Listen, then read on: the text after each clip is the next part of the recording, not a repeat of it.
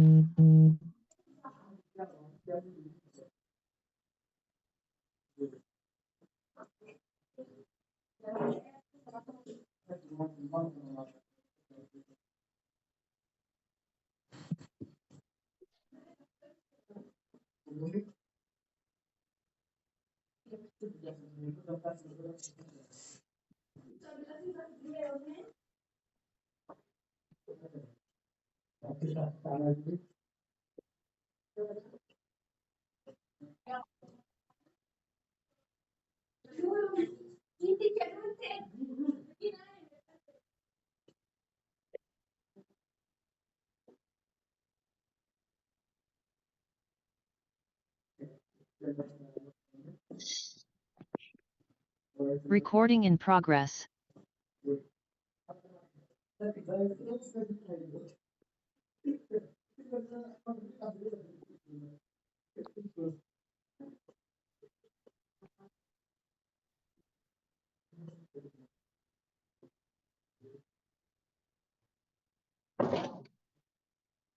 Bonsoir à toutes et tous.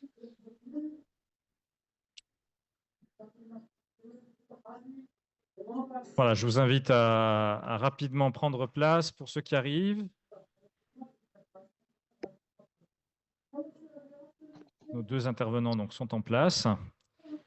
Est-ce que du côté de la salle virtuelle, donc il y a plusieurs personnes qui sont connectées, est-ce que vous nous entendez bien? Oui, on vous Oui, c'est bon. entend. Oui, Oui, c'est c'est bon. bon. Oui, très bien. Très bien. Merci. Écoutez, bienvenue. Bonsoir à toutes et tous. Nous sommes très heureux de vous accueillir donc, pour cette dernière conférence du cycle Islam Regard Croisé organisé par l'Institut d'Islamologie de Strasbourg. Dernière conférence donc avant la pause des vacances de cette saison qui a été déjà très riche, hein, puisque on en est, je crois, à la 6e ou 7e conférence organisée depuis le début de l'année. Je rappelle le principe de ce cycle, hein, qui vise à donc aborder l'étude donc de l'islam, avant tout d'un point de vue religieux, mais en élargissant donc également les regards à d'autres dimensions, hein, également la dimension philosophique. Donc, en multipliant et en croisant les regards disciplinaires, donc de différents points de vue disciplinaires, mais également la diversité des sujets qui sont abordés et des périodes. Donc, on a eu aussi bien des conférences qui portaient sur les époques anciennes que la période contemporaine, aussi bien de la philosophie que de la sociologie, de l'histoire, de la philologie. Donc, je suis très heureux ce soir de vous accueillir dans le cadre de cette conférence qu'on a la chance de co-organiser donc avec le CREFAC, donc le Centre de recherche en philosophie allemande et contemporaine de l'Université de Strasbourg. Et donc, c'est la première fois qu'on le fait avec le CREFAC. Et voilà, j'espère que ce sera le début d'une collaboration fructueuse. Et donc, je tiens à remercier notamment Édouard Mel, le directeur du CREFAC, donc, qui voilà, nous a aidé à organiser cette rencontre et à solliciter donc, Maxime Gross, donc, qui est doctorant au CREFAC, jeune doctorant, hein, vous êtes inscrit depuis l'année dernière, hein, c'est ça, voilà, qui travaille notamment sur la pensée du langage chez Heidegger, et qui sera donc le discutant de cette soirée.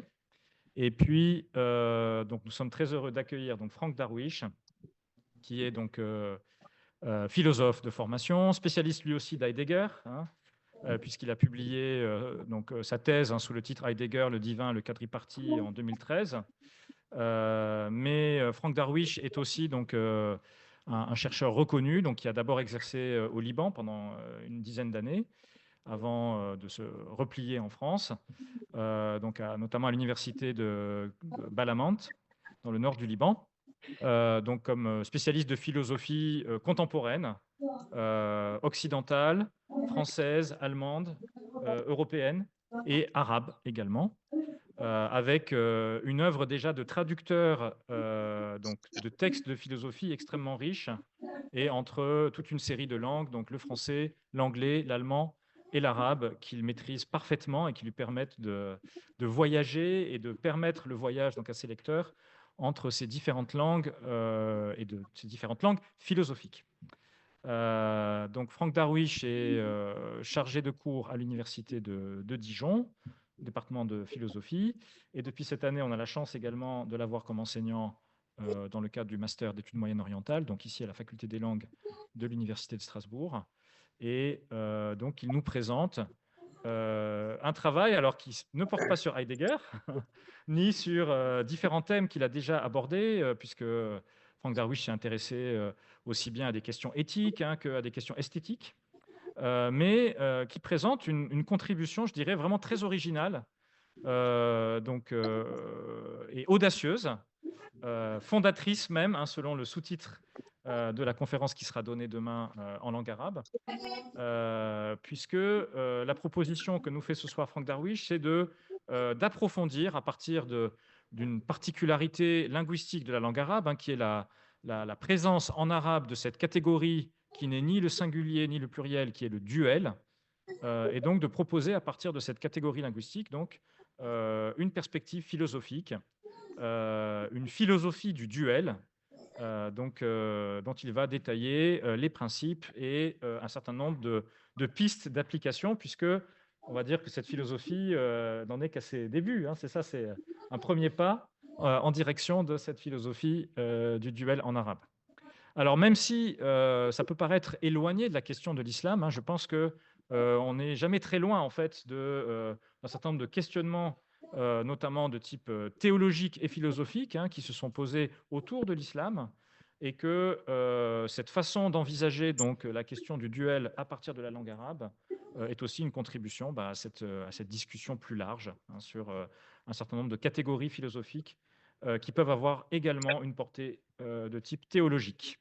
Donc je m'arrête là, en remerciant vraiment très chaleureusement donc, Franck Darwish d'avoir accepté de donner cette conférence, en rappelant aussi aux étudiants qui sont là et à ceux qui maîtrisent l'arabe que demain, Franck Darwish présentera donc sa réflexion en arabe. Donc c'est une invitation à revenir, puisque vous l'aurez entendu en français. Ça peut être intéressant aussi de l'entendre en arabe et de pouvoir avoir cette discussion, une discussion à cette occasion-là. Et donc, sans plus attendre, je vous passe la parole pour donc, une présentation de 45 minutes, suivie de un certain nombre de questions, de discussions qui seront entamées par Maxime ensuite. Et puis, on gardera un peu de temps pour des échanges ou des questions venant de la salle. Voilà, merci. Et je vais donc lancer l'enregistrement de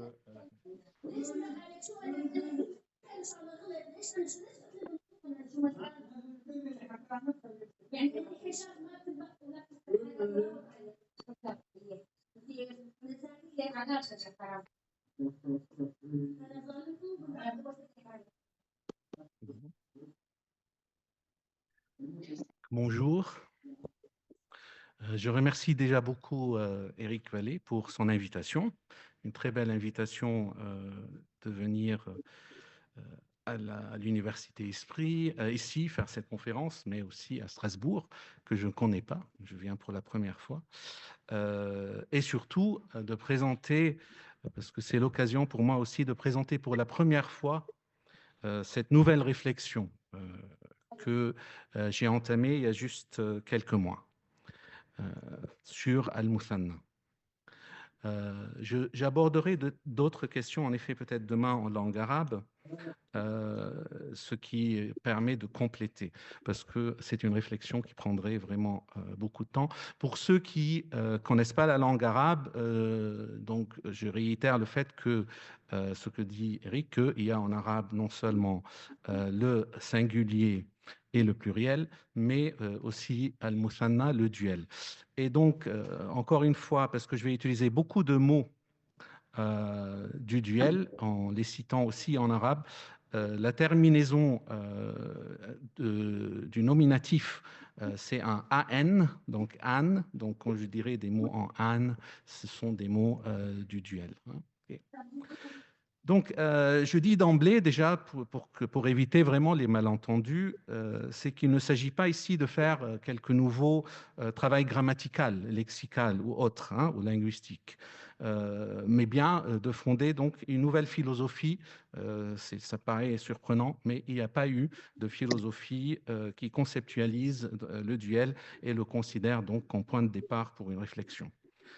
Donc, al-Muthanna, hein, le duel. Donc, lui-même, le duel a fait l'objet de multiples études dans différents domaines de recherche, hein, en langue arabe, comme ceux qui font de l'arabe le savent. Donc, celui qui souhaite, bien sûr, pourra consulter, entre autres, les vieux travaux d'Abu Bakr al-Baghdadi ou encore Ibn Hisham al-Ansari, Nazir al-Jaysh, Sibawayh, ila akhirih, hein, et ainsi de suite. Donc, le duel, d'ailleurs, intéresse toujours les grammairiens. Je pourrais vous citer beaucoup d'études qui sont sorties assez récemment sur le duel. Mais c'est toujours des questions de nahu, des questions de grammaire. Alors ici, plutôt, ce n'est pas du tout le cas. Donc, il ne faut pas chercher cela. Ce n'est pas cela qui m'intéresse, évidemment. Donc ici, la méthode est un petit peu phénoménologique au sens où je reviens à l'origine des termes et des choses pour les laisser parler et révéler leur signification et leurs extensions, en commençant par la distinction entre duel et dualisme, pour ensuite déterminer le duel lui-même et me lancer dans le temps et l'espace. Donc déterminer le temps de l'espace à partir du duel, puis la différence, et puis l'autre. Ensuite, je vais me pencher sur le cas de l'homme et l'essence de l'homme, donc. Et s'il y a le temps, j'espère, nous passerons aussi à la possible relecture de philosophes tels Kant, en les plaçant dans la notion du duel, dans le concept du duel. Donc, ce qui est projeté, qui est le plan, on va le suivre, mais il y a en effet des sections que je ne vais pas aborder aujourd'hui. En particulier la mort, la nostalgie et le mystère, par exemple. Donc, je commence par la première partie, donc sur l'ignorance de Deleuze. Moussa Wahbi, qui est un philosophe libanais qui a essayé de penser le duel, qui est à peu près le seul à le penser en philosophie, il a essayé et il est mort. Je ne veux pas dire il en est mort. Il est mort très vite, il n'a rien fait avec.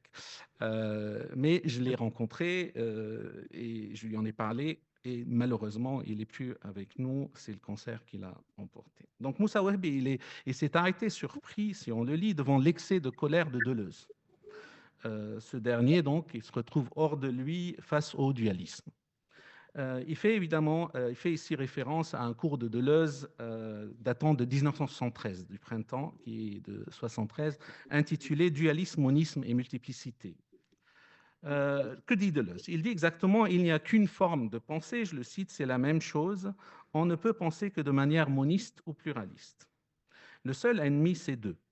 Le monisme et le pluralisme, c'est la même chose parce que d'une certaine manière, il me semble que toute opposition, même toute possibilité d'opposition entre l'un et le multiple, hein, c'est là la source du dualisme.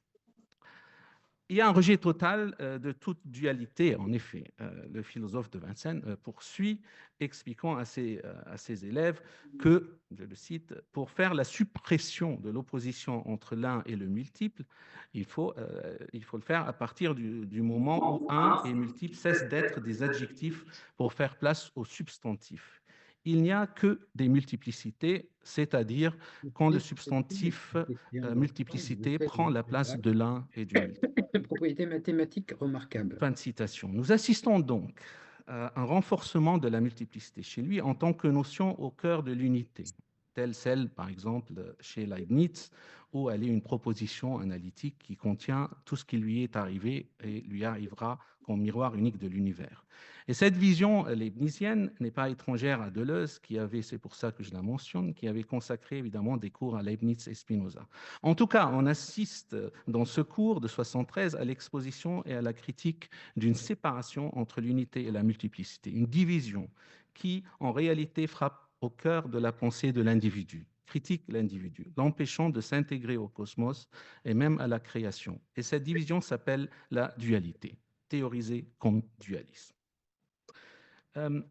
Wahbi s'arrête, je dis, étonné et surpris par la violence de Deleuze ici. C'est une violence révolutionnaire, si on veut, qui cherche à se débarrasser de la dualité en général. Et comme elle s'est manifestée particulièrement dans les sommets de son histoire, dans la psychanalyse freudienne, qui parle d'une dissociation permanente au sein du sujet. Deleuze affirme, selon la psychologie dominante et ses prolongements sociaux et intellectuels, nous arrivons au désir par le biais de la castration.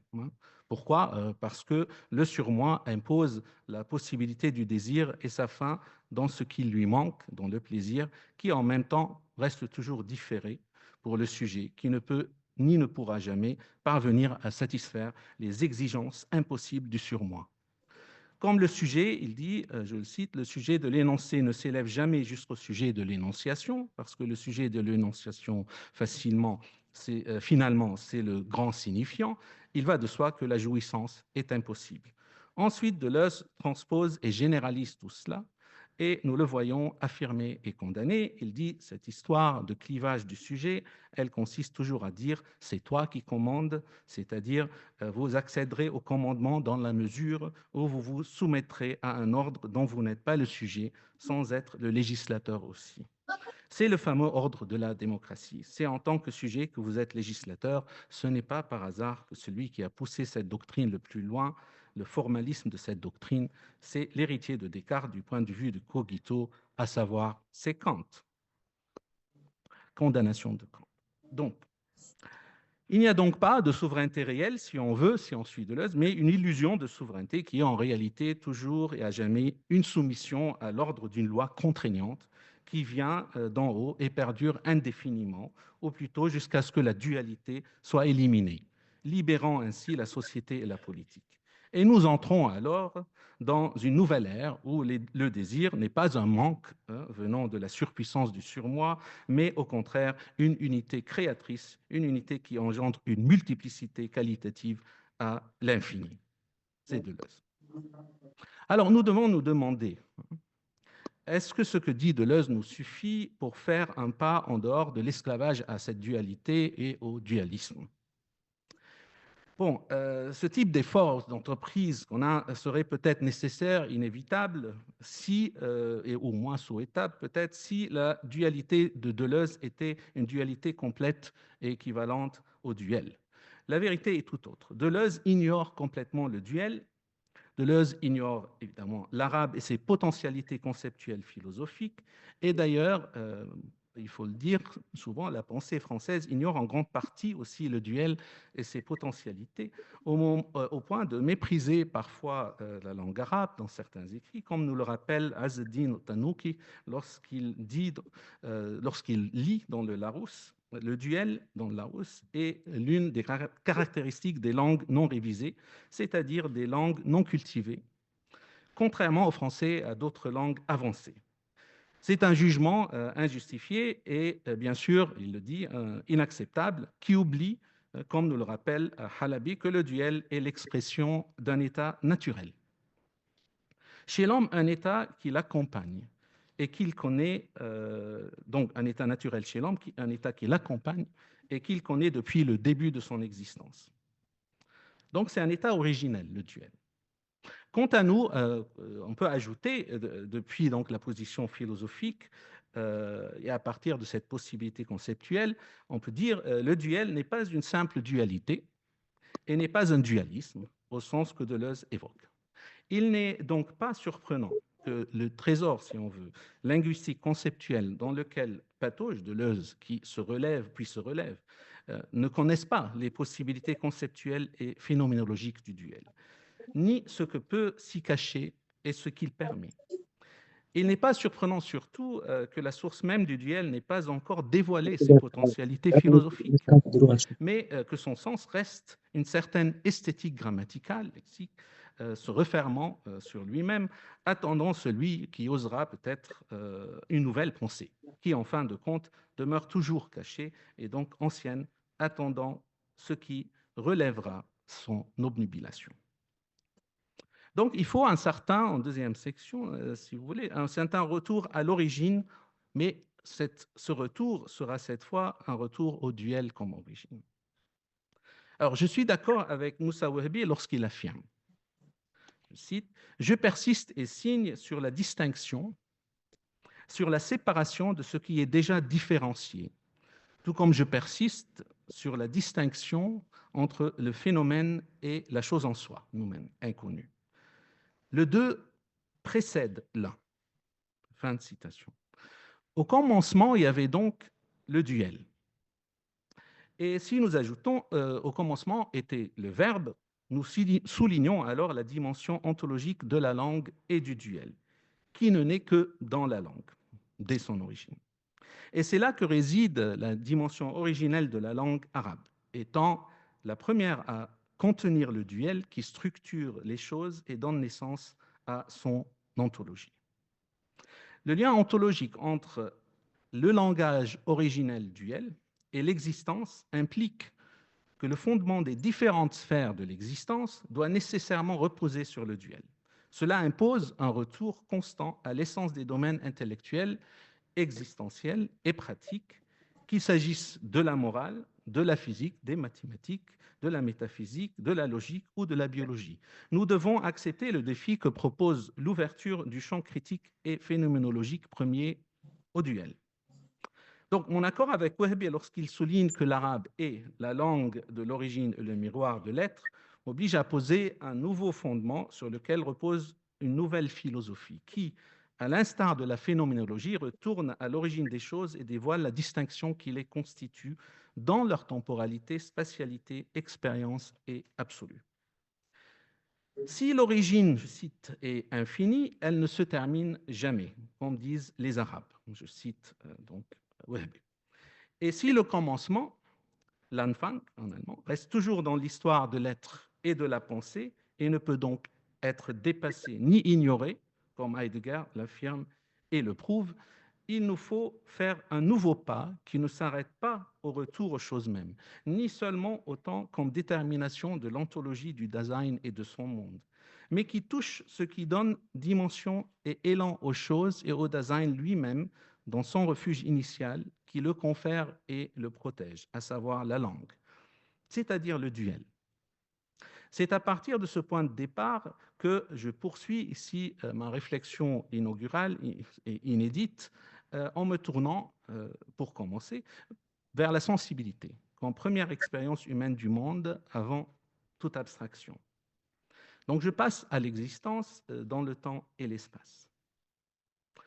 Donc, il n'y a pas d'expérience sans la dualité du temps et de l'espace. Et si nous réfléchissons à ces deux notions à partir du duel comme origine, comme unité duel, nous les trouvons indissociables, rendant inutile la recherche d'un archétype où l'un dominerait l'autre, comme l'a fait Hegel, par exemple, en soulignant la primauté du temps comme moteur historique des événements spatiaux, ou encore comme Bergson dans sa conception de la durée.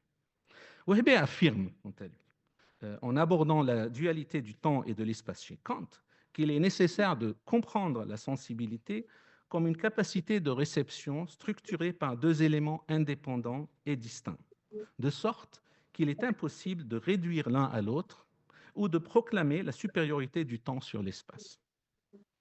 Nous savons bien que pour Kant, l'espace constitue la sensibilité a priori extérieure, si on veut, tandis que le temps constitue l'a priori intérieure de la sensibilité. Cependant, cette intériorité ne signifie pas ce qu'elle pourrait impliquer dans le contexte d'une introspection, bien sûr, ou d'une méditation mystique ou métaphysique sur le temps. Elle reste dans le champ, bien sûr, de la sensibilité et de la réception. Le rapport non hiérarchique, en tout cas ici, entre le temps et l'espace, est ainsi un rapport primordial, une donation première de deux capacités réceptives qui adviennent nécessairement ensemble, en un premier duel, dont il serait bon de trouver un terme arabe précis pour le décrire. Or, la langue arabe s'avère être ici capable d'un tel terme. D'ailleurs, elle le possède déjà. Nous le trouvons créé par le philosophe Kamal Youssef el-Hajj, qui affirme toutes les preuves montrent que l'homme est yatazamkan, est temporospatialisé, yatazamkan. Un seul mot pour dire les deux. El-Hajj fait référence ici à la nécessité inéluctable pour l'homme d'être dans un monde matériel, c'est-à-dire pour lui dans l'existence. Je dis que le nom Tazamkun, ce mot arabe, indique une unité double que nous pourrions appeler les deux sensibilités ou les deux intuitions sensibles. Le fait de les placer sous ou au cœur d'un terme philosophique unique en affirmant que les deux sensibilités sont temporospatialisées, Tatazamkanan, reflète deux vérités. Alors, premièrement, la nécessité de leur conjonction et deuxièmement, l'impossibilité pour l'une de devancer l'autre. Une fois encore, donc, le duel apparaît comme un signe d'une dualité non hiérarchique. Cela signifie que si nous acceptons la dualité de l'intérieur et de l'extérieur, comme nous la trouvons chez Kant, il n'y a aucune prééminence de l'un sur l'autre, d'une sur l'autre. L'être humain, dans sa sensibilité et dans son expérience, se dirige constamment vers l'intérieur et l'extérieur simultanément. Son monde est un monde d'existence duelle et toute tentative de l'altérer engendre des contradictions que la philosophie, bien sûr, a abordé, a affronté pendant des siècles. Puis ce duel donc du temps et de l'espace ne se limite d'ailleurs pas au Tazamkun, dans l'unité de la différence du temps et de l'espace, mais permet également d'étudier le temps lui-même comme deux temps et l'espace comme deux espaces. Donc le duel comme temps, parmi les manifestations en effet du duel, on trouve l'unité du temps qui se compose de deux entités inséparables. La langue arabe regorge de termes qui expriment cette dualité unifiée, comme pour désigner le jour et la nuit. Donc vous avez des mots en an, vous allez entendre al-athraman, al-taridan, al-qarihan, al-kuratan, al-matyatan, al-malwan, al-malwan, al-mamnan, al-ajdan, al-fatyan, al-ahdathan, ila akhiri, ainsi de suite. Certains de ces mots, comme al-malwan, al-ahdathan, comme l'indique Mouhibbi, qui a écrit ce livre sur le duel, n'admettent même pas de singulier. N'admettent même pas le singulier. Ils sont duel et restent duel, pas de singulier. Ces mots expriment la même fameuse idée, évidemment, qu'Héraclite tentait de communiquer à travers ces aphorismes, dont en particulier Rothéos, le dieu, Éméré et jour-nuit, et Euphroné. Le temps est donc jour-nuit. Il est, dans son essence première et éternelle, double et lié. Il est duel. Et c'est précisément pour cette raison qu'il est divin. Il est unité, indivisible, reflétant la pure ontologie du divin qui est en soi et au monde. L'absolu est le temps, comme le croyait Newton. Le temps duel est le fondement éternel de l'ontologie. Nous retrouvons ce duel du temps, ce temps duel, un et unifiant, dans diverses expériences.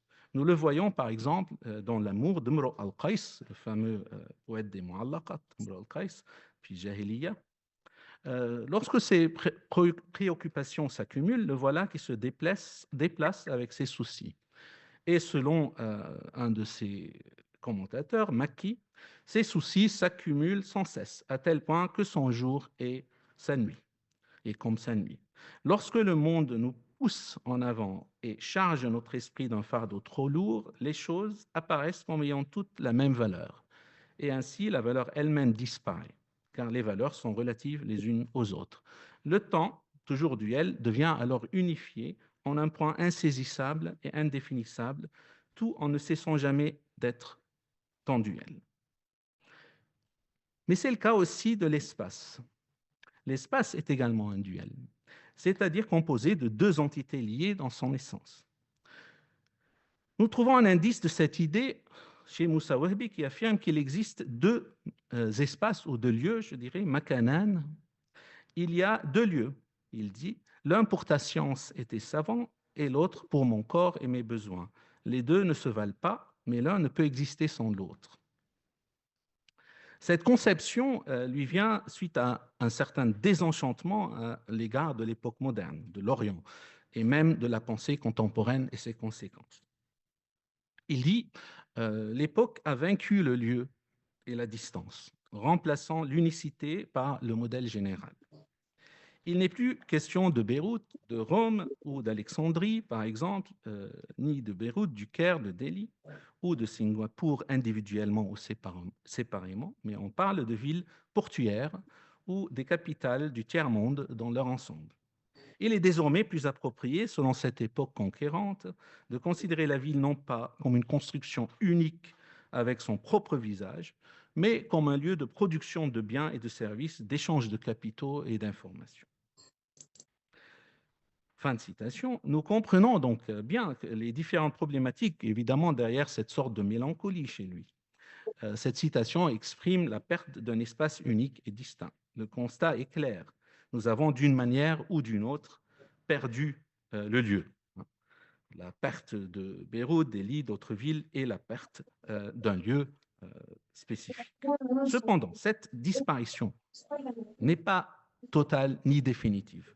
Wahbi semble pessimiste, mais lorsqu'il parle de deux lieux, makanan, il révèle que le lieu n'a pas complètement disparu, parce qu'il continue à utiliser le terme. En fait, ce qu'il fait en affirmant qu'il y a deux lieux, un pour ta science et tes savants, et l'autre pour mon corps et mes besoins, comme il dit, n'est rien d'autre que distinguer d'une manière insoupçonnée entre lieu et espace, entre un lieu réel et un lieu purement géométrique, que l'on nomme plus précisément espace.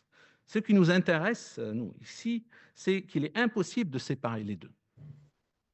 Tout lieu est en réalité deux, un lieu espace mathématique et un lieu existentiel en tant que facticité spécifique.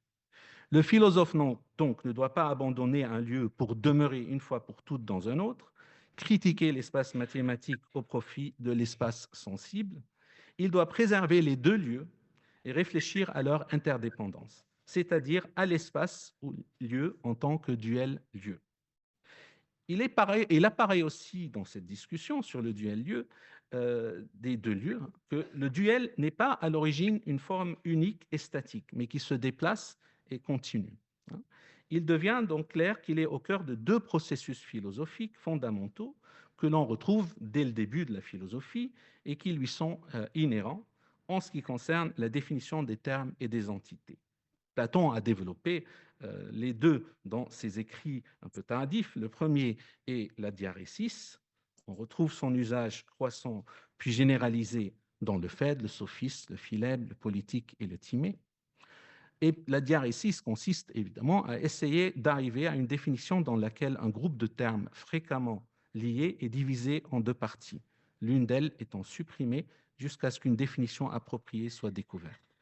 Ce processus s'accompagne d'un autre qui fait le contraire de ce que fait la diarésis, c'est le mérismos, qui est nécessaire pour analyser les parties et les distinguer, contrairement à la diarésis qui divise un genre en ses parties. Aristote va d'ailleurs utiliser aussi cette méthode plus tard dans le syllogisme. Alors, le duel, donc il y a toujours c'est pour montrer qu'il y a toujours cette division qui continue, c'est pas statique. Le duel est une opération aussi. Donc, le duel qui est à l'origine demeure alors d'une part, comme nous venons de le voir, dans la question du lieu, dans toutes les divisions aussi donc qui suivent la première dualité, et d'autre part, il conduit formellement et pratiquement aux divisions successives, si on veut, dans un va-et-vient continu. Le duel est également ce qui permet donc le mouvement intellectuel existentiel dynamique sans fin, empêchant ainsi tout arché de dominer la pensée et l'action. Il nous reste donc à nous demander, avec cette généralisation donc, du duel apparent et voilé dans la pensée, et avec ses significations multiples d'une part, et ses développements et répercussions d'autre part, quelle est la nature de la séparation qui accompagne quand on divise, toujours des séparations. Quelle est la nature de la séparation qui accompagne la liaison faite toujours déjà par le duel, de sorte que celui-ci continue d'exister dans son effectivité et reste une connexion-séparation. Alors, j'aborde ainsi plusieurs manifestations du duel, la différence, la distance, en quatrième partie. Mohamed Al-Muhabbi et Al-Halabi, qui ont écrit des livres sur le duel, font référence à plusieurs termes qui nous guident vers cette ouverture, vers cette différence, cette distance. Nous avons par exemple Al-Asha'an, qu'ils les définissent comme le crépuscule et le noir ou la nuit, Al-Atm. Al-Asran, le jour et la nuit. Al-Awratan, les deux directions du soleil, son lever et son coucher. Al-Mashrikan, les deux levées de l'été et de l'hiver. Al-Qamaran, le soleil et la lune sont Al-Qamaran. Al-Masayan, le matin et le soir. Al-Sabahan, le matin et le soir. Al-Ghadawan, le matin et l'après-midi. Al-Laylan, la nuit et le jour. Al-Asran, le jour et la nuit, qui sont aussi appelés Malawan. Ces termes, en fait, nous livrent l'essence du lien distanciation, ce que nous pouvons désormais nommer comme le pli du duel. Donc, ce pli du duel se caractérise par une distance-proximité qui est au fondement de toute séparation. Le duel apparaît ainsi comme l'espace de possibilité du rapprochement dans la distance, de l'intimité dans l'éloignement et de l'étrangeté dans la proximité. Toutes les distances ne sont rien d'autre que la possibilité de rencontre et d'interaction dans le temps, autrement dit le tazamkun, dans l'espace, qui se manifeste dans l'existence donc comme duel de la proximité et de l'éloignement. Le jour et la nuit, bien que différents, sont indissociables. Ils sont deux nuits dans l'Aylan, dans leur continuité l'un vers l'autre. Et ils sont deux crépuscules, Asha'an, en route vers un point de convergence temporo-spatialisée, Mutazamkin, qui leur permet d'exister en tant qu'entité indépendante mais interconnectée, formant ainsi l'existence dans une facticité définie. Le duel apparaît dans tout cela, ontologiquement, comme la dimension distance, puis comme une dimension distance spécifique dans chaque rencontre, transition et habité. La distance n'est pas le lointain, mais plutôt le duel dans son don du lointain et du proche, à partir de son pli qui ne fait que s'ouvrir et donner des connexions multiples et des relations multiples et de toutes sortes. Ainsi, des relations infinies se nouent dans un cadre qui est un monde spécifique, qui reste le même dans toutes ces transformations. Cette découverte formelle de l'essence du duel n'est qu'une clarification de deux grandes problématiques philosophiques qui ont atteint la forme la plus complexe et conséquente dans l'histoire de la philosophie, aux frontières de la métaphysique et dans la question de son dépassement. Ces deux problématiques sont celles de l'être et de l'étant d'une part, et de la temporalité et de la spatialité de l'événement d'autre part. Je suggère qu'on aborde une de ces problématiques, donc je ne vais pas aborder la différence de l'être et de l'étant, mais on peut en parler après. Je vais aller vers la deuxième, pour qu'on puisse, parce qu'on n'a pas le temps, quand même mentionner une de ces problématiques. Donc, la deuxième problématique concerne l'événement, et c'est très intéressant pour l'arabe. Et donc, la réalité et l'histoire, bien sûr. Événement. L'allemand dit Ereignis, appropriation, qui rassemble donc et unit. Heidegger, qui consacre un ouvrage entier à ce concept, montre que l'être est historial, geschichtlich, et que l'événement imprime son influence sur tout ce qui le suit. Les lecteurs de Heidegger connaissent bien toutes ces analyses. La question pour nous ici plutôt est de savoir quel rapport le duel entretient-il avec cet événement appropriant, l'Ereignis. Donc, dans son deuxième grand ouvrage, Après être étant, c'est-à-dire dans les Beiträge zur Philosophie vom Ereignis, Heidegger explore la manière dont l'événement se spatio-temporalise, Yatazamkan, en tant qu'il arrive comme être se manifestant dans un lieu spécifique, un monde, en réunissant le temps et l'espace dans l'advenu de l'être comme facticité d'une manière plus large et plus englobante que celle du seul Dasein se tenant dans son être propre. ce qui m'intéresse ici, c'est que cette concomitance du temps et du lieu est celle-là même que j'ai exposée par le duel, en tant qu'il rend possible le tazamkun et ce qui le dit, hein, cette spatio-temporalisation, et par la différence qui advient avec ce duel, hein, la différence qu'on a vue, comme tazamkun toujours. Là encore, nous trouvons en arabe un terme qui peut nous aider à comprendre ce concept d'une manière beaucoup plus précise. Tout comme il a aidé d'ailleurs Fathi al-Miskini qui a écrit une grande thèse sur Heidegger. Donc ce terme est al-ahd en arabe, généralement traduit par pacte ou alliance.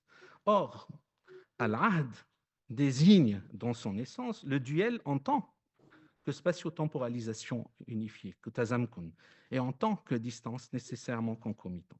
Ce qui rend le terme al-ahd plus précis que ses pseudo-équivalents, tels événement en français, event en English, ou Ereignis en allemand, ou d'autres encore, c'est qu'il dit en un seul terme tout ce dont l'événement historique a besoin pour se définir, à savoir, et sans aucune exagération, le temps et l'espace duel, la distance du duel qui les relie, l'homme dans son rôle et son appropriation, et nous allons voir comment l'homme est duel, et son appropriation, appartenance, et celle des choses qui l'accompagnent à l'être et son advenu, l'appropriation à l'être et à son advenu. Tout ça est dans le terme al-ahd, nous verrons.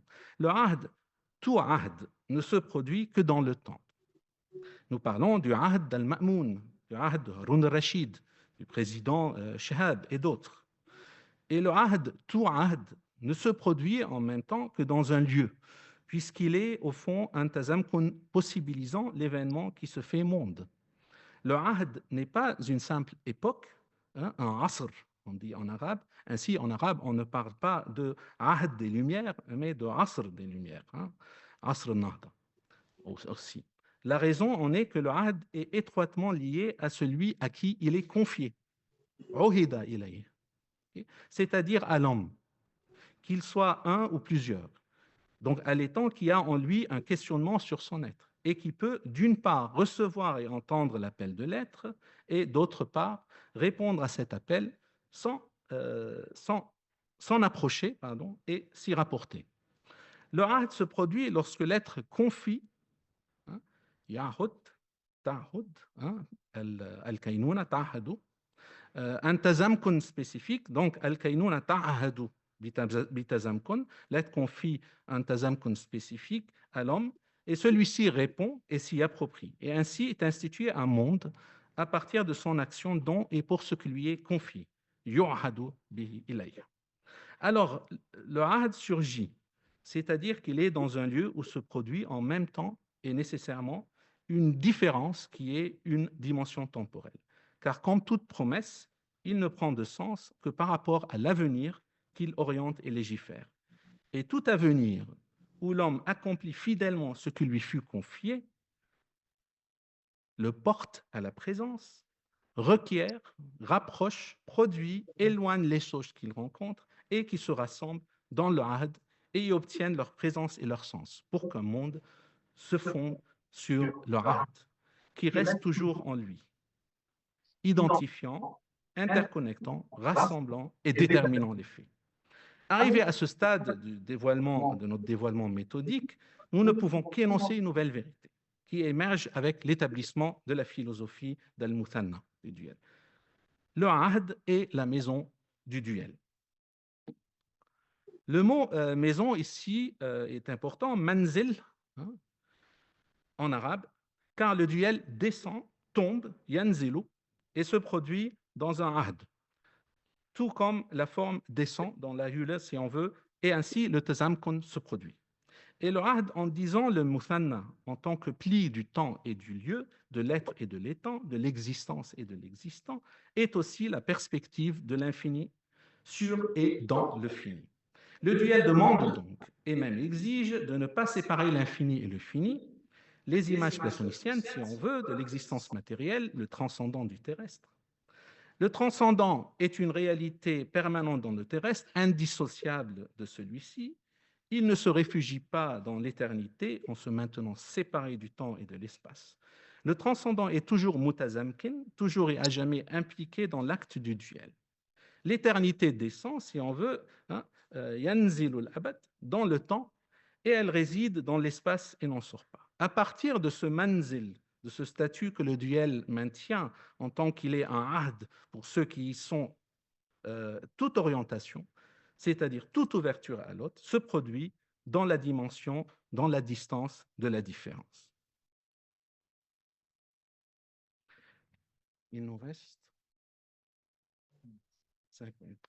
Donc, on ne va pas parler de cette sortie vers l'autre, on va juste finir donc avec la réflexion sur l'être humain qui est pris dans ça. Pourquoi il est aussi, qui est aussi partie du had.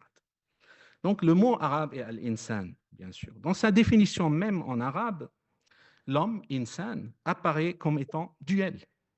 Toute personne est insan, an, bien sûr, la forme du duel, c'est-à-dire de ins.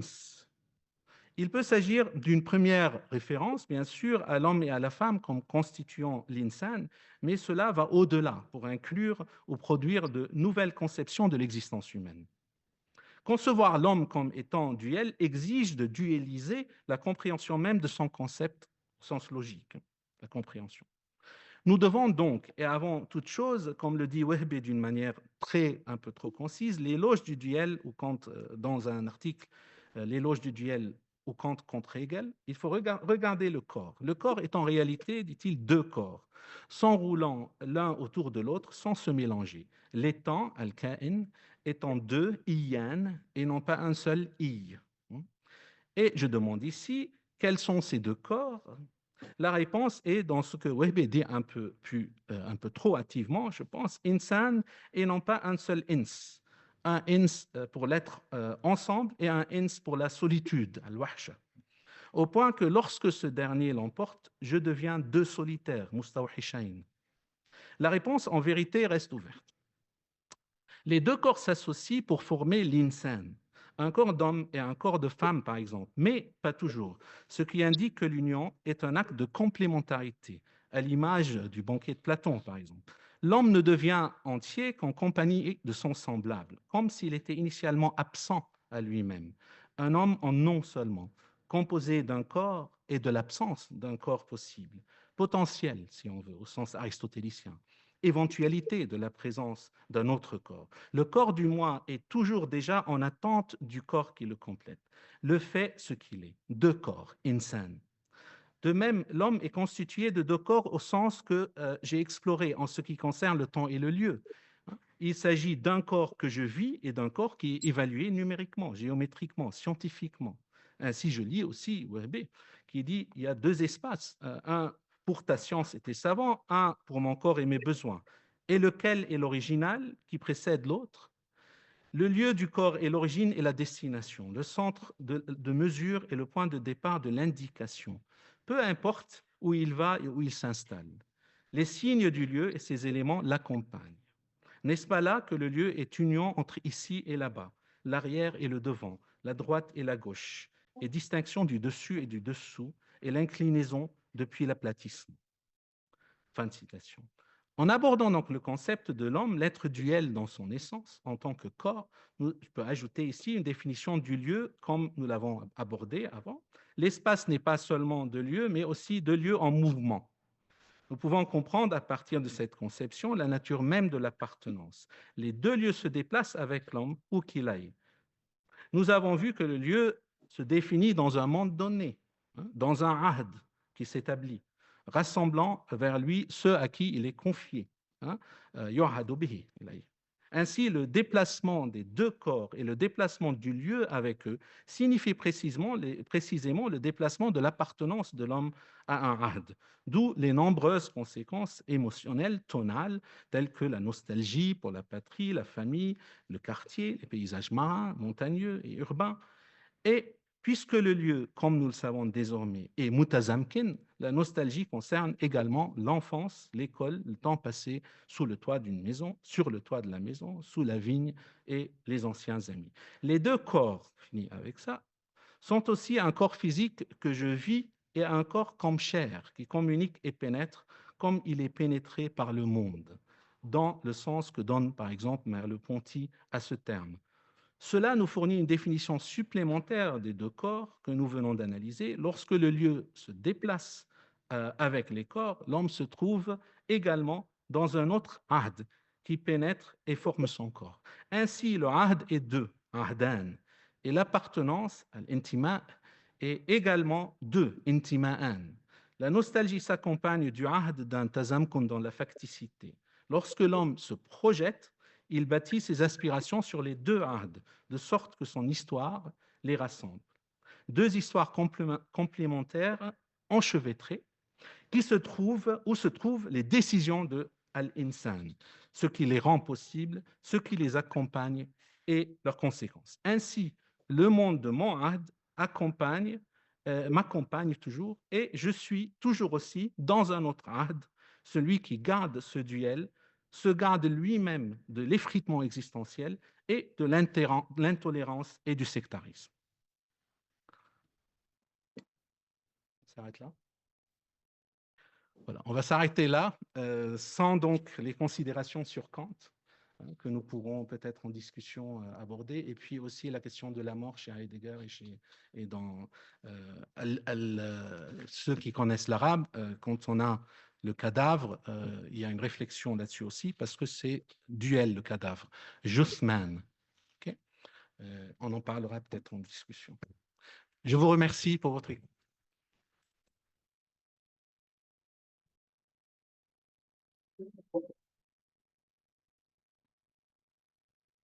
On va pouvoir vous déplacer, Maxime, parce que c'est plus simple. Comme ça.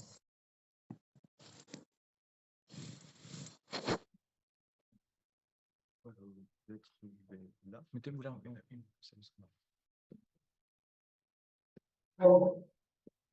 J'ai une petite vingtaine de minutes pour élaborer. Merci.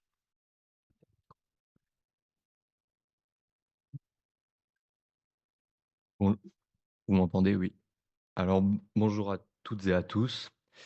Avant de prendre la parole, je tiens à remercier l'Institut d'islamologie qui m'a fait l'honneur de m'inviter à être le discutant de cette rencontre et aussi Monsieur Darwish de m'avoir donné à penser à partir de l'arabe, ce qui est pour moi une chose neuve qui ouvre de nombreuses pistes.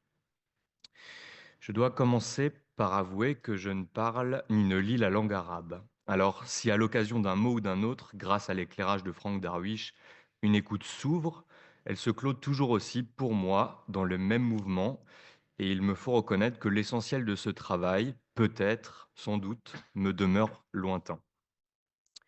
Ainsi, les réflexions que je propose ici en amorce de la discussion portent-elles la marque de cela tout en risquant de l'emprunter comme un biais?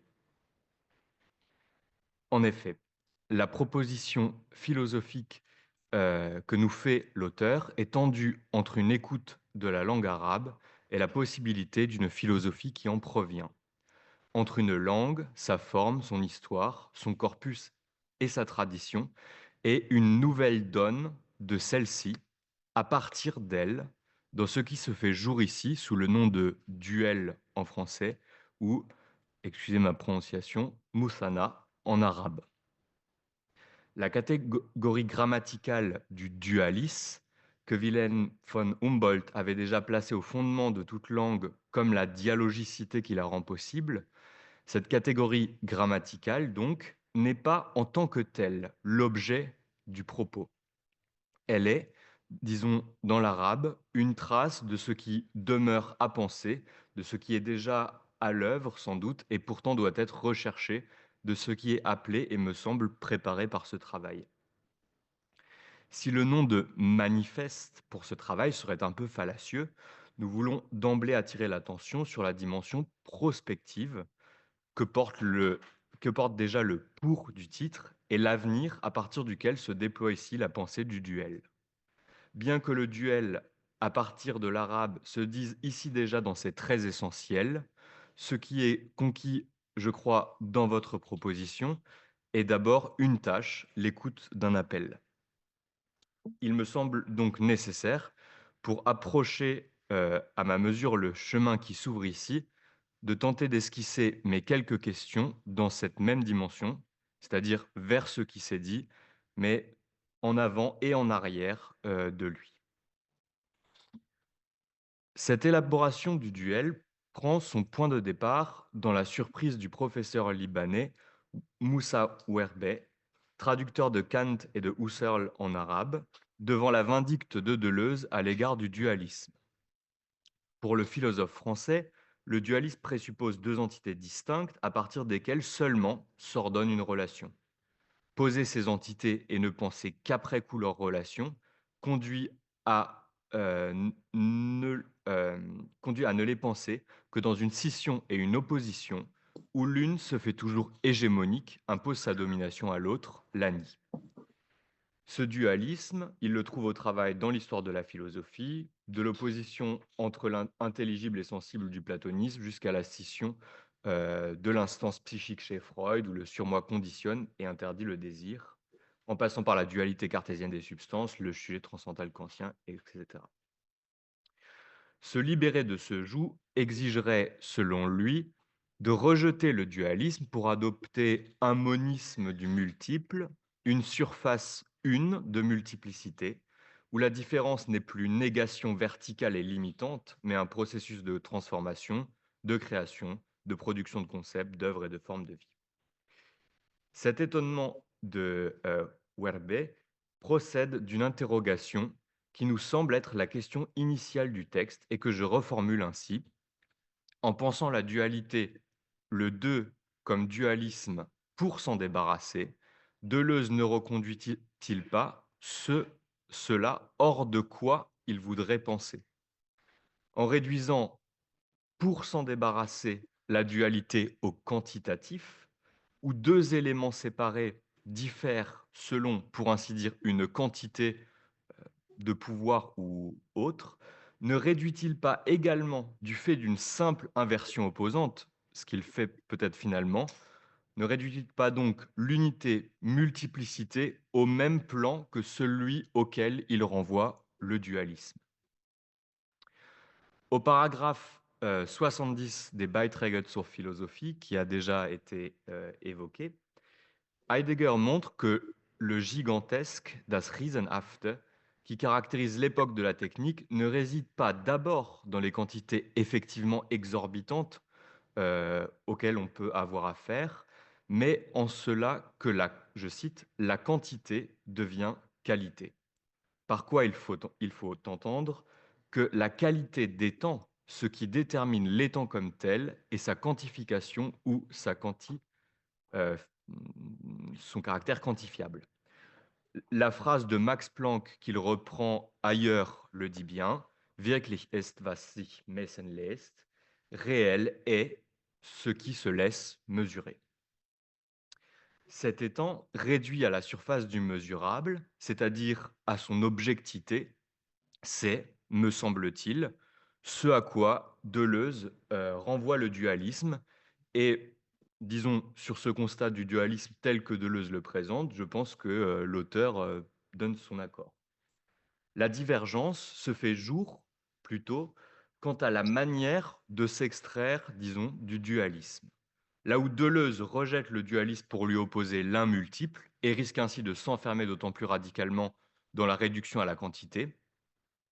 Et là, je rappellerai cette phrase dans la lettre sur l'humanisme de Heidegger. L'inversion d'une proposition métaphysique est toujours une proposition métaphysique. Est-ce qu'on peut vraiment renvoyer Deleuze à ça? Je laisse la question ouverte, mais il semble qu'on peut suivre cette piste.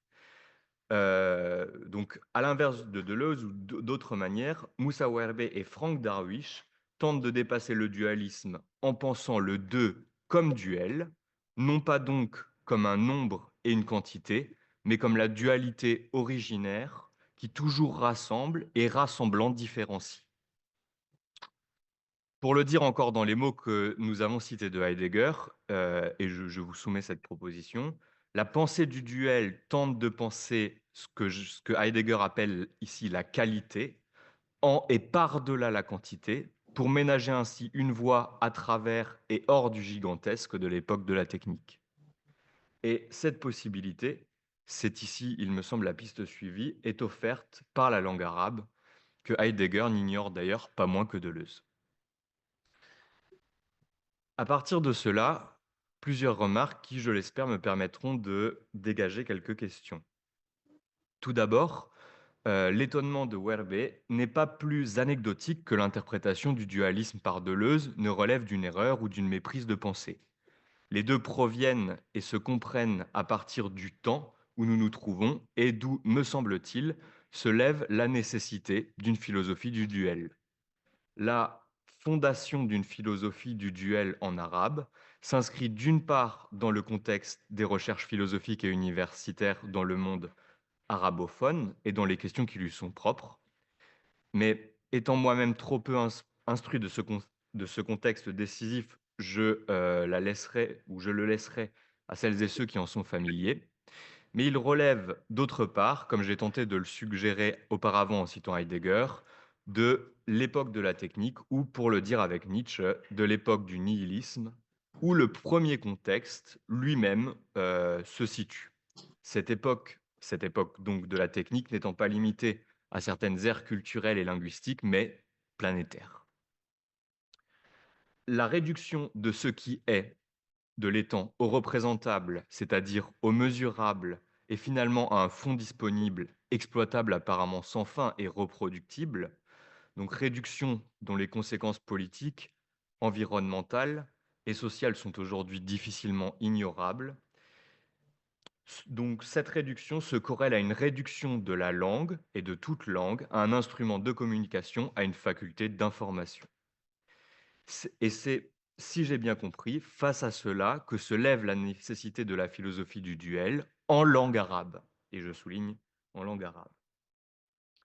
C'est pour moi ici la situation de la philosophie du duel qui fait question, qui ouvre la question et qui fait elle-même question, dans son rapport à cette époque où elle advient, et sans séparer ces deux, dans son rapport à la langue arabe et à l'histoire ou à l'historialité où cette langue se déploie.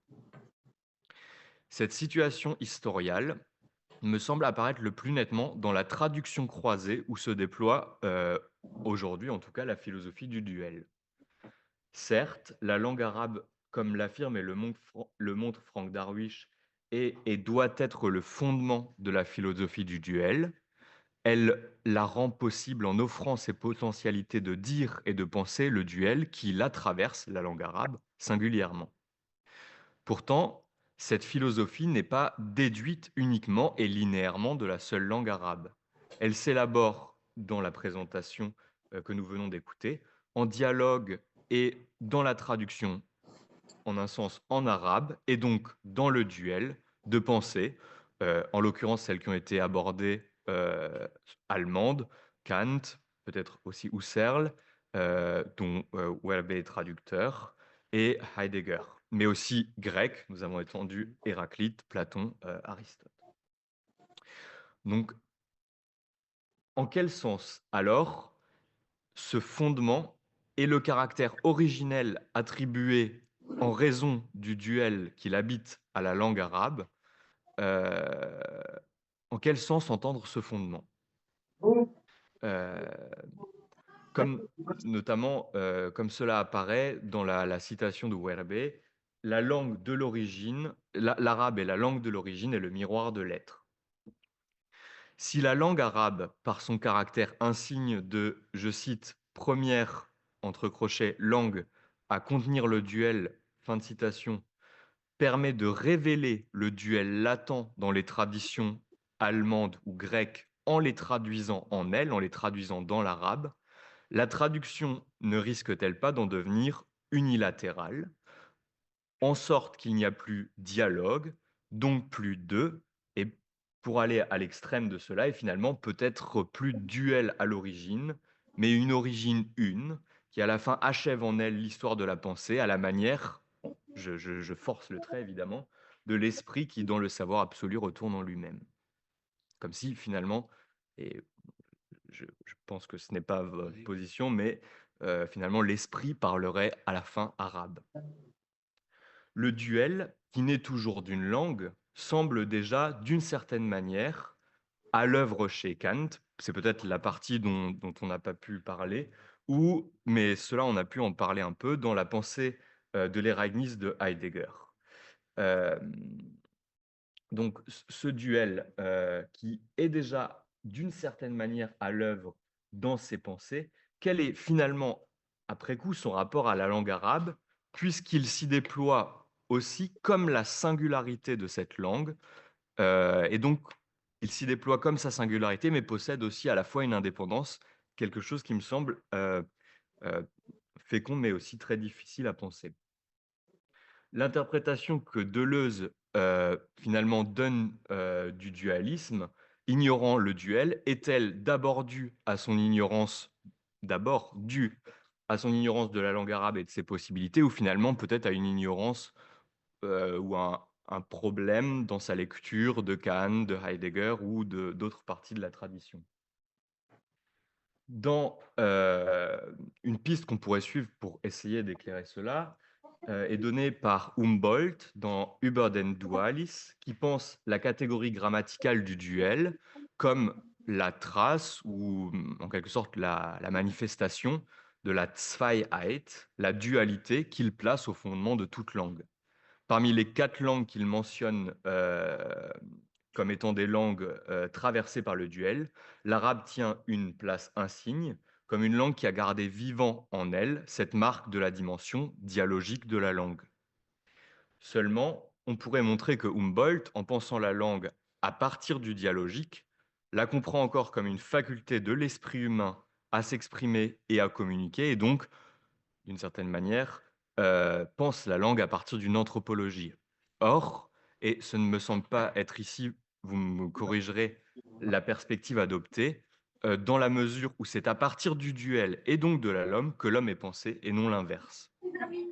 Ce n'est pas parce que l'homme est duel qu'il y a duel, c'est d'une certaine manière parce qu'il y a duel que l'homme se dit en arabe, que l'arabe dit l'homme au duel. Ne risque-t-on pas alors aussi à reprendre cette catégorie grammaticale du duel, comme le fait Humboldt, certes pour l'interpréter philosophiquement, mais ne risque-t-on pas à la reprendre, d'y transporter à notre insu la pensée logique et grammaticale, où c'est d'abord élaborer cette catégorie, et à retomber donc sur une pensée de la langue à partir de l'anthropologie? Quelle est la situation donc du duel et de la philosophie du duel par rapport aux langues, l'arabe où elle est présente de manière insigne, mais aussi les autres langues où peut-être elle se fait jour mais reste voilée? Par ces questions où j'ai peut-être forcé le trait, j'ai forcé le trait aussi parce que je n'ai pas tenu compte euh, de l'autre traduction à l'œuvre dans votre présentation, qui est celle de l'arabe, de l'allemand et du grec vers le français où vous prenez la parole. Traduction qui déplace et complexifie encore le tout. Euh, donc, je laisse peut-être cette dimension de côté qui nous emmènerait encore plus loin, mais j'espère, par cette première question, j'aurais aimé interroger la place, disons, de la traduction dans la philosophie du duel, qui me semble, disons, au centre. Et d'ailleurs, c'est plutôt anecdotique, mais je me demande aussi en français, on peut entendre duel comme dualis, la catégorie grammaticale, et le duel, le duellum, et donc le polémos, vous voyez, et ça c'est quelque chose qui m'était présent à l'esprit. Donc, s'il me reste un peu de temps pour élaborer cette question de la traduction, pour continuer à l'élaborer en direction de son historialité, j'aimerais demander quelle est en quelque sorte la pars destruens de la philosophie du duel. Voilà. De quelle manière lit-elle cette philosophie et interprète-t-elle les traditions philosophiques avec lesquelles elle se tient en dialogue? Ou pour le dire autrement, comment se situe-t-elle par rapport à ce qu'on pourrait appeler, avec Heidegger, l'histoire de la métaphysique? La philosophie du duel et la métamorphose qu'elle semble opérer sur les traditions qu'elle considère et traduit me semblent devoir faire face à un danger inhérent à la traduction elle-même, à savoir que dans la traduction se conserve parfois à notre insu ce que l'on voudrait voir transformé. Elle court donc, et elle doit l'affronter comme son défi, ce danger inévitable, car il tient à l'époque même danger qui est de redoubler, peut-être comme Deleuze, quoique tout à fait autrement, la métaphysique. Je crains de manquer de temps pour pouvoir élaborer cette question à même le texte dans son détail.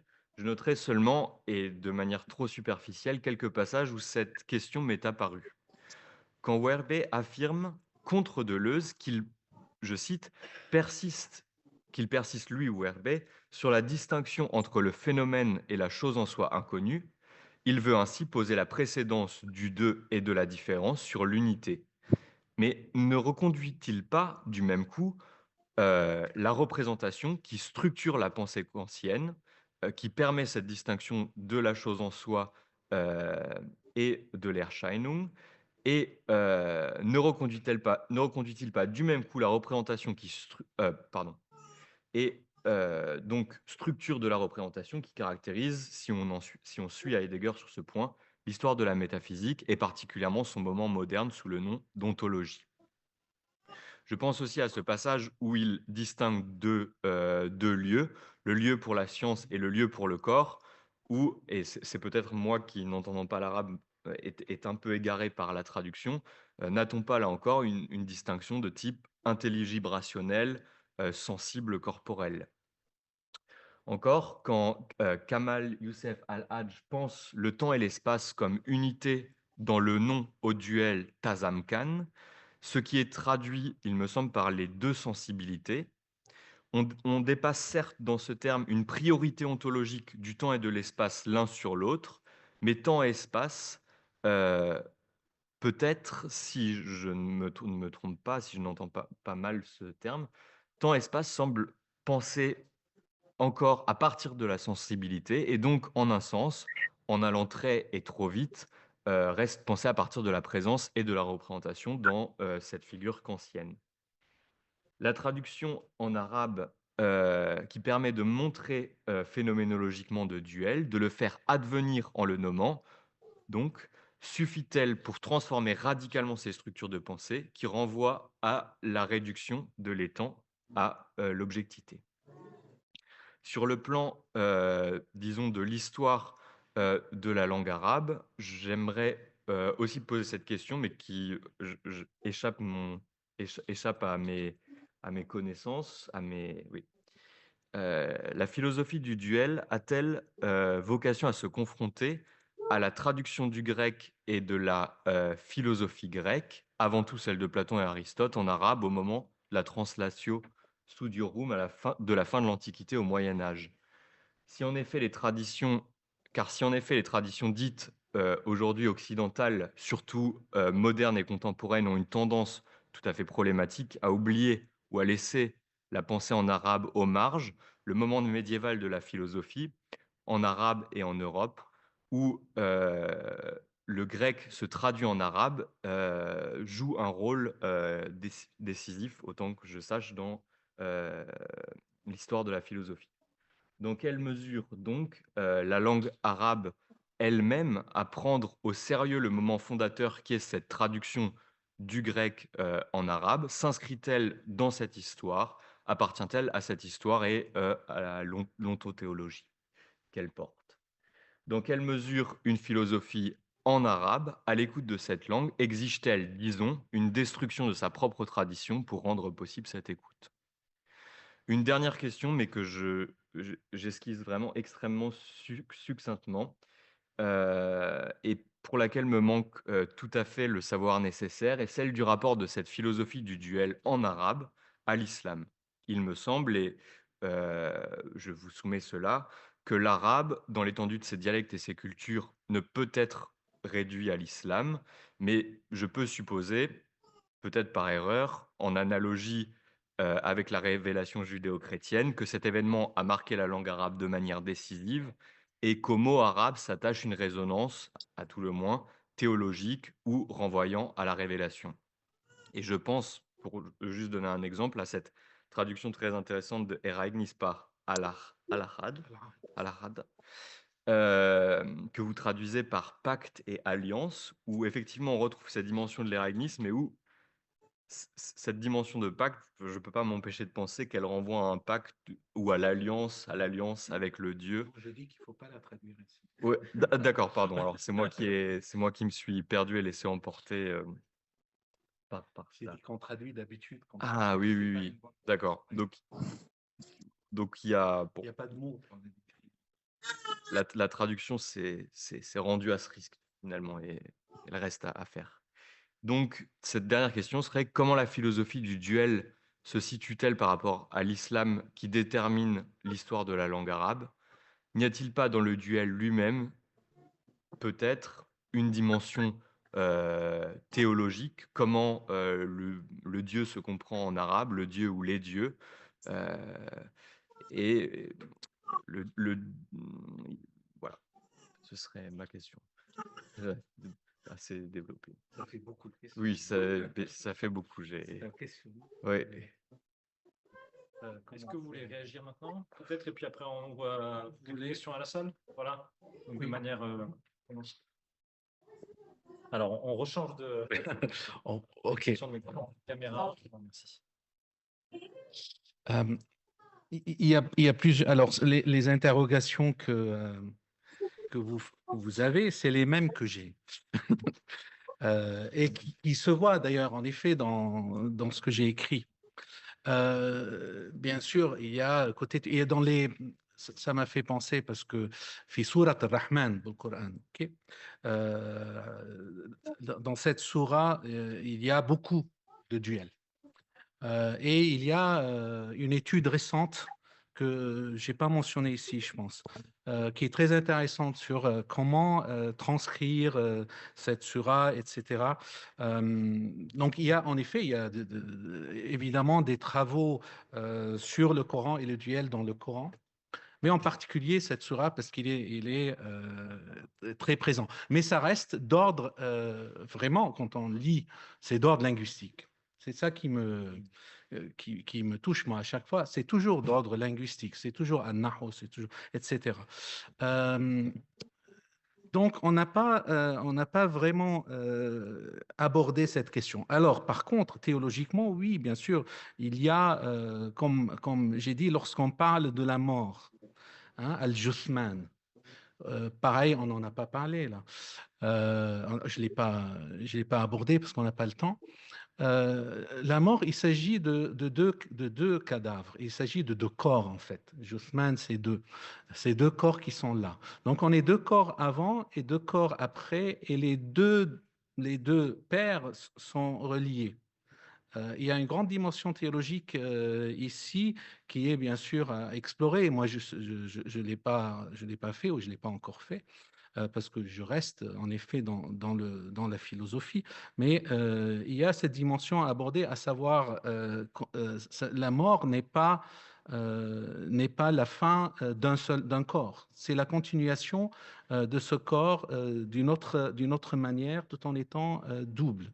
D'où la résurrection des corps dans l'islam et l'importance de la résurrection des corps.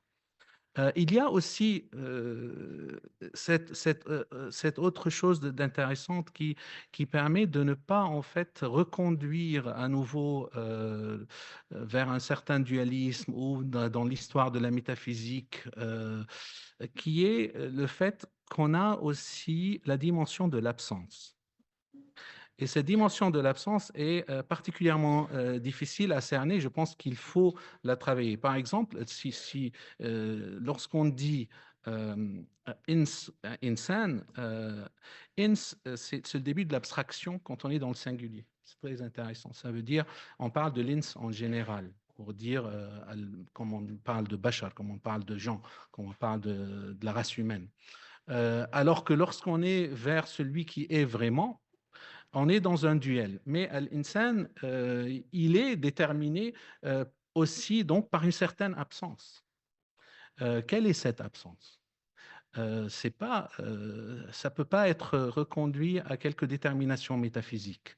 Et donc, je pense qu'elle nous porte vers une autre réflexion. Hein, et si on considère que le duel, c'est la maison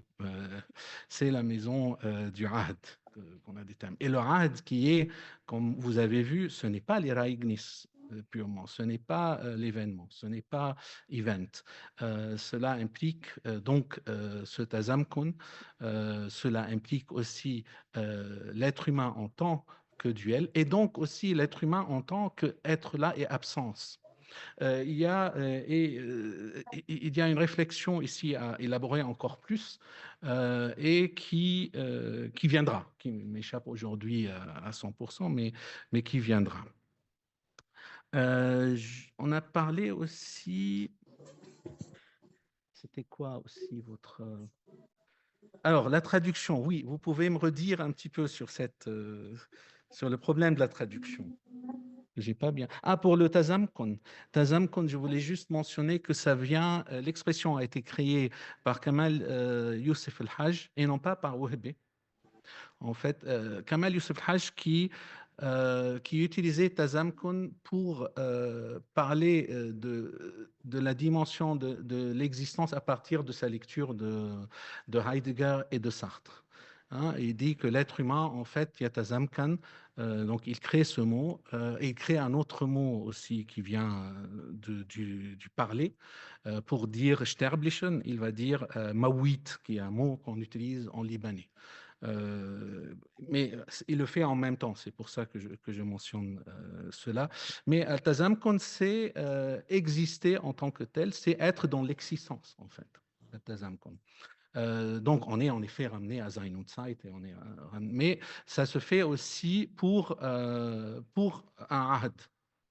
Si on prend, mais l'ahd ne vient pas de chez lui. Mais quand il en parle, ça se fait aussi pour ceux qui sont ensemble et qui se font approprier pour le fondement. Donc, je ne sais pas si je réponds à ça. On revient à la traduction. Alors. Hein?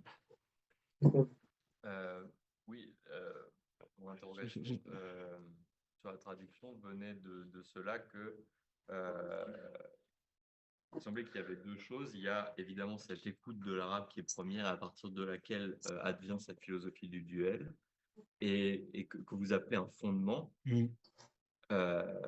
Et cette dimension originelle de la langue arabe, et en même temps, cette philosophie, elle se constitue, en tout cas dans ce texte-là, dans des processus traductifs.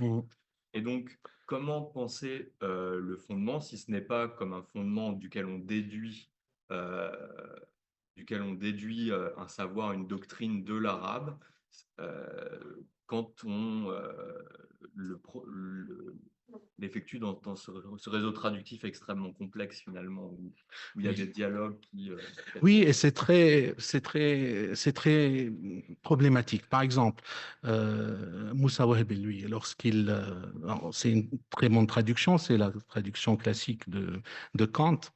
Lorsqu'il parle de Kant comme étant dans Al-Muthanna, on voit qu'il y a une certaine transformation du concept lui-même de Muthanna. Lorsqu'il est... Et en fait, le problème, c'est est-ce que c'est traduisible? Est-ce qu'on peut vraiment traduire cela? Je pense ce qu'on peut traduire, c'est toute l'élaboration philosophique qui va se faire à partir de ce concept en arabe. On peut traduire d'une certaine manière, mais jusqu'à quel point? Parce que sans partir de ces termes et de ces concepts qui sont dans la langue arabe et qui sont seulement dans la langue arabe, le concept de insan, nous ne pouvons pas vraiment l'avoir en français. C'est impossible. Cette détermination de l'être humain comme absence-présence, et ce n'est pas une présence-présence, comme être là qui se détermine par rapport à un avenir, et comme absence à lui-même toujours.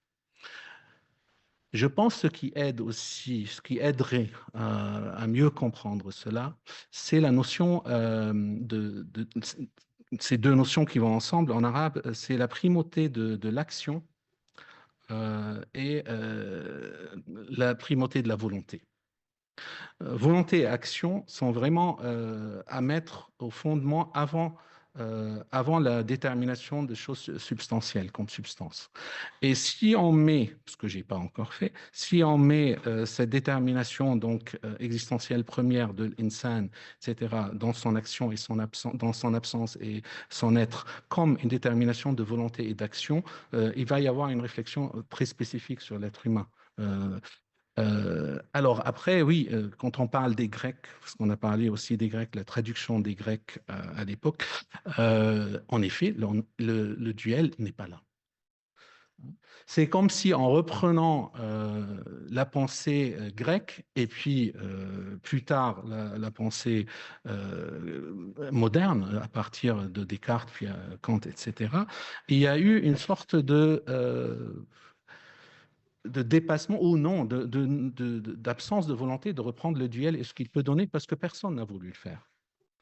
Et donc, ce qui a intéressé à l'origine Wahhabé, c'est de dire qu'est-ce que nous pouvons encore aujourd'hui penser, mais à partir de l'arabe lui-même. Qu'est-ce qui peut être très spécifique à l'arabe? Et c'est comme ça qu'il est revenu à ce duel. C'est que si nous voulons une nouvelle pensée philosophique, il faut aller au Musanna. Et en effet, on le voit, le fruit de cela, si on le travaille à fond, va être ça. Et il va y avoir aussi, parce que nous sommes dans une tradition philosophique, toujours un retour au texte de la tradition. Je pense qu'il y a un dépassement aussi de la métaphysique par cette notion de l'être humain comme absence et être là. Qui est toute neuve et qu'il faut relier à la question de l'action, à la praxis. Je pense. Je ne sais pas si ça ouvre un petit peu de débat aussi pour... Très bien. Alors, on va prendre, donc il nous reste quelques minutes pour voilà, une ou deux questions de la salle. Et également, donc, si certains qui sont dans la salle virtuelle veulent réagir, alors c'est plutôt en utilisant le chat, parce que pour des problèmes techniques, on ne peut pas ouvrir le haut-parleur. Donc, si vous voulez réagir, n'hésitez pas à écrire ici, pour ceux qui sont à distance. Et voilà, est-ce qu'il y a des questions ou des réactions dans l'auditoire? Ouais. Oui, très rapidement, merci d'abord pour ces deux communications qui sont extrêmement riches. Qui remuent un peu nos convictions et nos pensées. J'aurais aimé que l'un ou l'autre signale tout simplement que l'arabe fait partie d'une langue sémitique et le français, grec, latin, etc., des langues indo-européennes. Déjà, cette distinction est capitale parce qu'il n'y a pas que ça sur Terre. Il y a les langues asiatiques, les langues africaines, et chaque groupe a une originalité propre.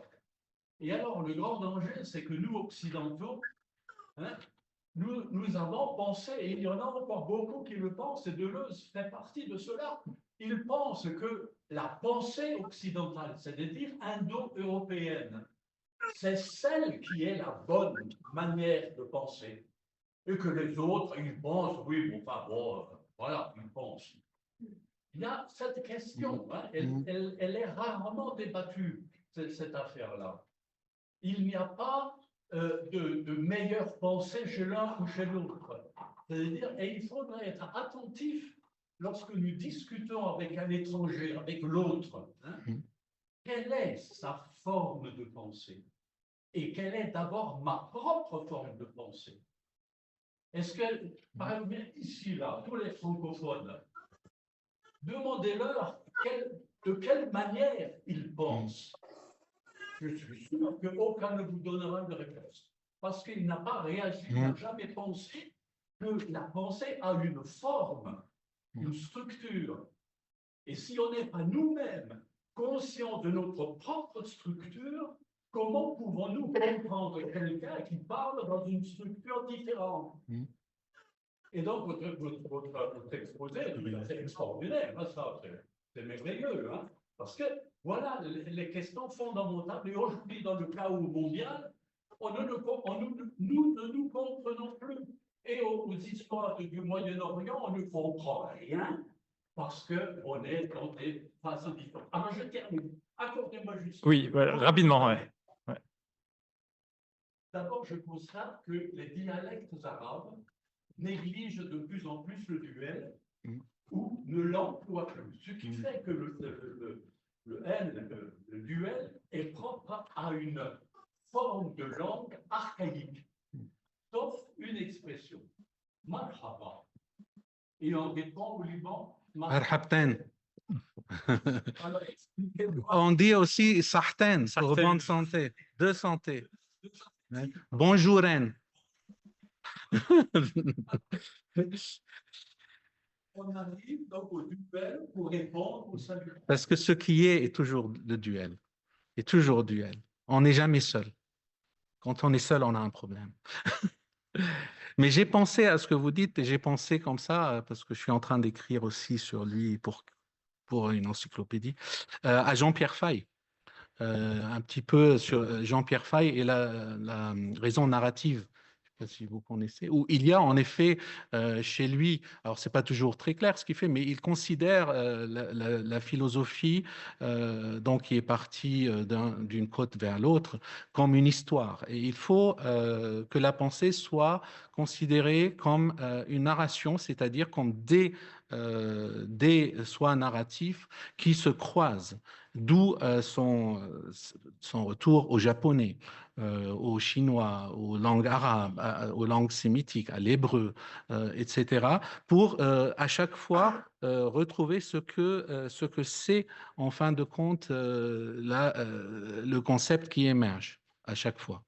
Donc, en faisant ces rencontres, il arrive en fait d'une certaine manière à croiser des traditions et à créer une sorte de dialogue entre les traditions et qui évite les situations qu'on a eues sous, par exemple, le Troisième Reich. C'est une question de langue aussi. Et c'est intéressant pour ça. Donc, ça rejoint beaucoup ce que vous dites. Chaque langue pense dans une certaine structure et il ne faut pas les isoler, il faut qu'elles déterminent notre manière de penser, à tous dans une certaine rencontre, dans une certaine narration. D'où l'intérêt, je pense, de ce que fait Jean-Pierre Faye, qu'il a fait à l'époque. Alors peut-être pour ajouter donc un élément mentionné donc par un des intervenants à distance, qui rappelle que le duel en grec ancien a quasiment disparu avec le grec la koiné au IIIe siècle avant Jésus-Christ, signe d'une mutation de civilisation. Donc je pense qu'il y a effectivement cette distinction entre langue indo-européenne et sémitique qu'on peut introduire, mais qu'on peut aussi relativiser, puisque on a aussi présence de ce duel dans le grec ancien, qui n'est pas une langue sémitique. Et qu'on a aussi à l'intérieur de ces grandes familles de langues, un certain nombre de spécificités de chacune de ces langues. Il y a un peu en anglo-saxon, en anglais médiéval, pour nous deux, ça existait. Unser, c'est désigné nous deux. Mais c'était très, très, très limité aussi. Voilà, est-ce qu'il y a une autre question, réaction? Aya, oui.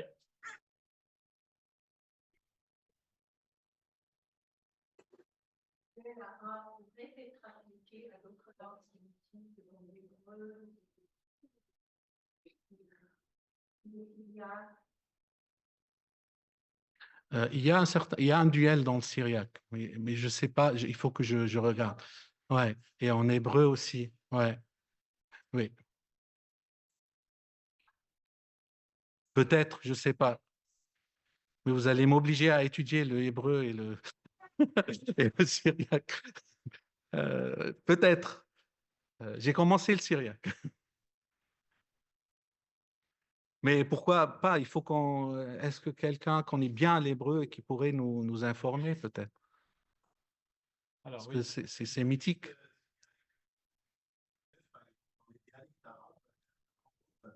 Oui. De personnes qui utilisent le pluriel. Le pluriel est en train de vampiriser le duel dans les dialectes. C'est pire que ça, il y a des grammairiens qui demandent qu'on l'enlève. Et il y a des problèmes avec les logiciels informatiques. Il y a une dame qui a fait sa thèse sur ça en Arabie Saoudite, sur comment on fait pour que les Word, tout ça, puissent traiter le duel. Et apparemment, c'est très problématique pour le langage informatique. Ouais, il faut s'en débarrasser. Donc, il ne faut plus ce qui donne à penser dans la langue, en fait. On enlève ce qui donne à penser dans l'arabe si on enlève le duel. Malheureusement, je pense, philosophiquement, ça serait ça. Très bien. Écoutez, merci beaucoup. Merci donc à Franck Darwish, à Maxime Gross aussi, bravo.